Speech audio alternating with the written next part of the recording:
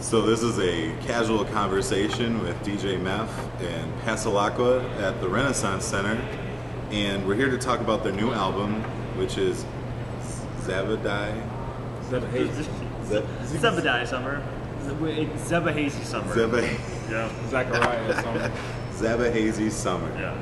And that was produced by Erno the Inferno. Now, talk to me a little bit about the process of creating the album. I know you guys said that this was something that you've been working on over the summer, right? February, I think is when we got Ernie. Yeah. We just At the old Miami. So I think right in between meeting Ernie and then actually the summer was when we were South by Southwest, doing some things, like touring and whatnot. It was just like, there was a gap in between there where we kind of got familiar with Ernie's music and he was doing splicing up samples. I think that's when we said Ernie should produce the full project. Yeah, we did the self-titled EP we put out in January. Dr. B, who I've met through the interwebs on back before MySpace just died that slow, nasty death that it did. He contacted me about doing music. We used all of his beats for the first EP, but we just chose all Ernie after a while. But we both kind of like the idea of just having one vision for the production, and then we'll just handle the rest. So it happened to work really well that Ernie was around the corner, and we're bounce ideas back and forth, and just kept doing it. So using one producer for the album is a trend that you would like to continue going forward, right? Yeah. As far as I think I've always liked that. I mean, Cool Raptors, Polo, I like the idea of just the one producer and just it's just two MCs, but it seemed to work out really well, and the response has been pretty positive about the new album. So that keeps the album very conceptual. Mm-hmm. What was the concept of this album? Concept, it was just like a long process. It was just like everything from pretty much early May till late August, very strenuous. I mentioned Brian not having a car, riding his bike, pretty much 2 months of the summer. Oh yeah, that was very fun. While writing an album, so it was just kind of like there were times where I think my account was probably like negative $200 at some point in that summer. So there's a lot of those. A lot of mental for both of us. stress. Lots of NSF fees. A lot of NFS fees. Yeah, we had a lot of that going on, but it actually happened to take the entire summer to really write an album about the summer. We thought we'd go into it, we're gonna get this out July, August maybe, but it took a lot longer than we expected. But I think it was better for that. We did a show in North Carolina. I got some friends down there, and that was definitely an influence on the album. And we did a show in Chicago with a couple friends, and that helped out too. So it was just a culmination of just all the experiences over the summer, the stresses, and the good times, and all that. Made a decent collection of all of that on the new album. Met a lot of people too. I think in Detroit you got a lot going on in the summertime. You got a lot of festivals. You got a lot of people putting together events. And it's just like if you're in that scene, you're meeting people left and right. So we were able to meet Lisa Stocking, Justin Walker, and all these assortment of people that were like we want to work with. Just based off of people attending the show, or even people that say, we want to work with you. Yeah, and that's how Ernie started. So I think that was part of the fun of it. Just shaking hands and kissing babies. Yeah. That's what we like doing it. You have some shows. You have 3 shows coming up this week. Yeah. And we work full-time jobs. What are the shows that you are doing this week? This week we got Old Miami, Occupy Detroit. It's like a fundraiser benefit. Mm-hmm. We have Friday, we got the Shit Show, too. Short notice shit show. Yep. Short notice Shit Show, that's big. We got Passalacqua. That is huge. That is huge. We gotta plug that. We have to plug that. We did one over the summer, Short notice Shit Show. We didn't have much time to promote it. So we're like, okay, let's just do our best. We got a Doc Waffles and the Ashleys to get on the bill, and it was a pretty decent turnout. It's like, let's do it again. So we have our friends and Mice musicians in Power and Self Says, and we're like, let's give it a shot and see what happens. So Brian didn't want to do the first one. He was gonna back out. Yeah. You mean the Occupy Detroit? The shit show. Oh, the shit show. First shit show that we did. Okay. Yeah. It was rough because we had just did North Carolina. Yeah. We did Chicago, and then we were kind of like coming back home, like. And Brian last minute was like, I don't know. Yeah, but it actually worked It out worked out right. well. So That's last minute, we promoted it 3 days. So. Yeah. So yeah, so that's Friday's a shit show, and then Saturday we're taking it on the road to Cleveland, Ohio. Fantasy Nightclub? Fantasy Concert Club. Fantasy Concert Club. Coming down to Cleveland town. Wait. It's on Detroit Avenue though. So it's like Detroit sounds on Detroit Avenue. Right. So There we go. It's Wax Gordon, Bowman Young, little Passalacqua action. So it should be good. Yeah, 3 shows in as many days. But it's good. It feels good. Just kind of getting zone. We like taking the show as many places as we can. it's like conditioning ourselves, kind of working out. We just work out. We stretch. Your rap muscles. We're rap muscles. I don't know Flexing what my rap muscles. Rap What would your muscles. rap muscles be like? Chest, Tongue? Tongue, mostly in your tongue and your pelvis. Yes. Oh yes, those pelvic rap muscles. I'm doing my yeah. I wanted to talk a little bit about what we were talking about earlier about how you guys are musicians. Both of you have multiple projects going on, as well as your jobs, and the struggle of day-to-day life in Detroit. It's difficult for someone to make a career out of rapping or out of music in general here. For instance, my friend and I live at the Leland, and we bumped into Fat Cat the other day, and the joke was that that's how he manages to rap for a living, because he lives at the Leland, and he saved a bunch of money on car insurance by switching to Geico. So,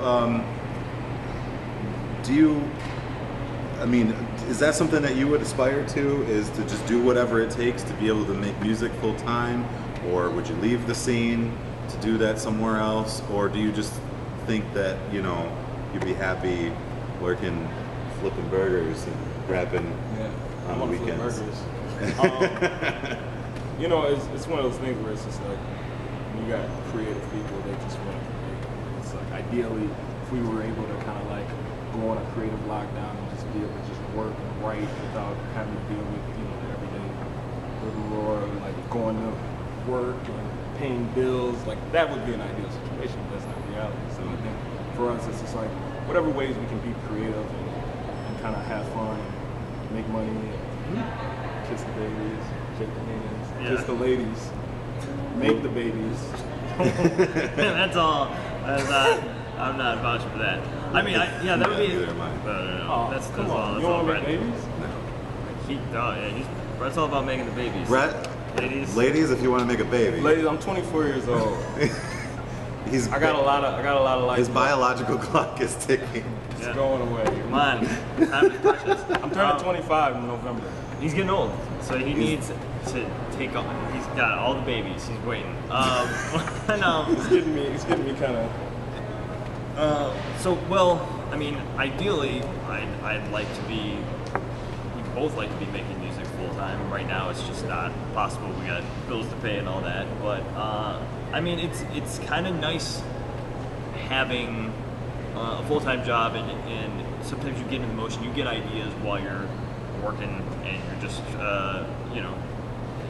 it's easier. We're doing as much as we can at work anyway. So as soon as we get off, we'll have a couple ideas. We're brainstorming. Got an inbox full of we should do this. We meet up, and that helps through a lot of good ideas. So Meet up, get high. That's the key. Right. that's always the key. As many drugs, if you got the drugs, bring them, and then we'll write good songs. We'll write some great songs. Yep. Well, let's talk about that. Is there? So there's a lot of marijuana influence, but is there psychedelic influence as well? Psychedelic in the sense I think Brian and I just both have very imaginative brains. Okay, so it's self-induced. So self-induced psychedelics. Yeah. I have previous psychedelic experience. All right. Not too much, enough. It's kind of stored back there. Major shroom freak out. I think this still makes me extra paranoid all the time. So there's a little bit of that in there. Brian won't do shrooms. I've had my share. Of shrooms. Give all your drugs to Brent. Well, your shrooms, not all your drugs. Don't give all your drugs to me either. Give all your Brent. mescaline to me. Give him all the mescaline, Me all the shrooms. shrooms. I want some peyote. You want the LSD? I'll take some LSD. But please make sure it's like a good source. Like, That'd be kind of scary. You want LSD? right. Well, it's like you've seen the Rocky Erickson documentary. You're like, there's just these people who are sick Barrett and other organisms where it's like, I'm always afraid. I'm like, oh man, this could open my mind, all this stuff that I have no. Or I could just fucking lose it and Never I just, come back. Never come back. You wouldn't. This how I'm talking right now wouldn't happen. I just get up and wouldn't walk talk. away. Yeah, I just sit here silently. And then you'd write the next Yellow Submarine. Maybe. Possibly. In talking Next form. Yellow Submarine. Yeah, I'll write the next Yellow Submarine. I'd be like Ringo, man. Me and Ringo. So there's a company, speaking of Britain, there's a company in the UK who will take your cremains after you die and turn them into a vinyl record. So if you could be any vinyl record when you die, what would it be? For me, I'd have to say Prince, Emancipation. Real simple. Simple. The symbol? That's it. Symbol represented everything. Yeah. Male, female, black, white, blue, and then the fire on the cover. I'm very visual, so it wouldn't be about how it sounds. It would be about like how I would look.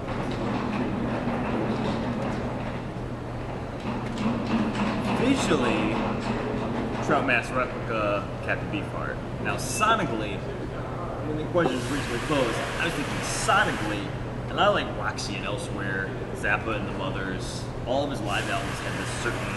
I cocoon myself in albums. I don't do it much anymore, but there's certain albums you listen to on repeat and you're part of that album. So that was one of them.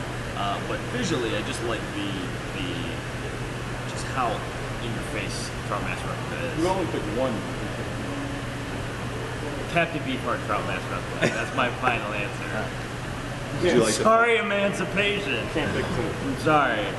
I was giving visually and sonic, but Trout Mask So, Replica. He wants to dedicate a part of his body to one record, so this arm will be, It wouldn't be a full record. It'd be like all fragments.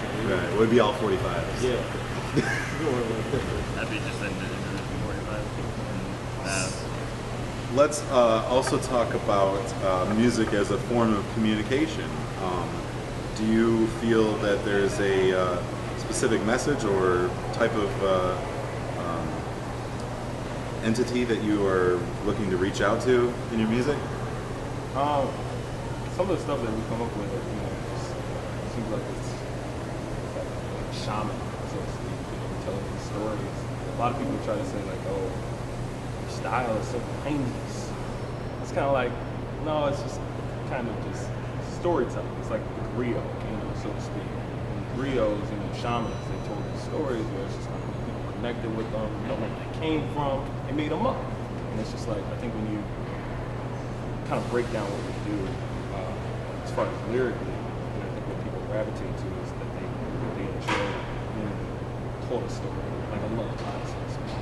There's one of the songs on the album, Sunset City, it's very sing-songy, but in a sense it's like, I don't even know how we came up with it. Like, when we were writing it, it was probably the toughest song to write, but then it just kind of came to us. It's like, this is how we got pitched. It's just like, we created it, and it had layers, and like, it's almost kind of like a chant, so to speak. So I think some of the stuff can be, looking at it as, who are you creating it for? Some of the stuff is just there, and you just have to like There you go. wrangle it, and it's just in the air. I don't know what like how some of the songs just came together is just very interesting. Kind of like a Hotel California thing. like playing in your mind over and over and over again, and then It's the drugs too. I mean, when you're on them, it's just Let's remind you, mostly drug influences. drug and coffee influence. Yeah, actually, no. The biggest drug of all is coffee. Right. Wake up in the morning, pot of coffee, comical amounts of coffee. Yeah. Boom. so Right you're there. talking like almost like Hunter S. Thompson style of inspiration. Yeah, it's overstimulating everything. All of it. All of it. Yeah, I think that's a good summation. Yeah. Well, You have to be overstimulated to listen to our music and fully enjoy it. Oh, well, So please, kids at home. hey kids, if you have drugs, take all of them. Listen to our album, and get back to us. Then you'll We hope you can get back understand to us. how we communicate.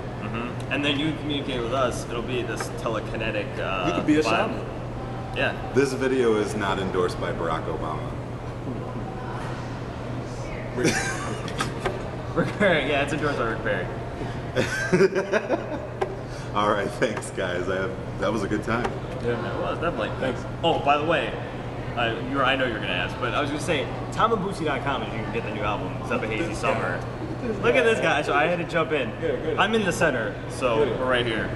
Show them that beard that you just Yeah, I just shaved. If you're used to my just fucking luxurious beard, it's You don't gone. even recognize him. He doesn't even He look had like a D-cup beard. a D-cup. I know. Yeah, I had a D cup. I had this double D, just beautiful thing. I had to shave it. I was back at the that's besides the point. Zebba Hazy Summer is the album.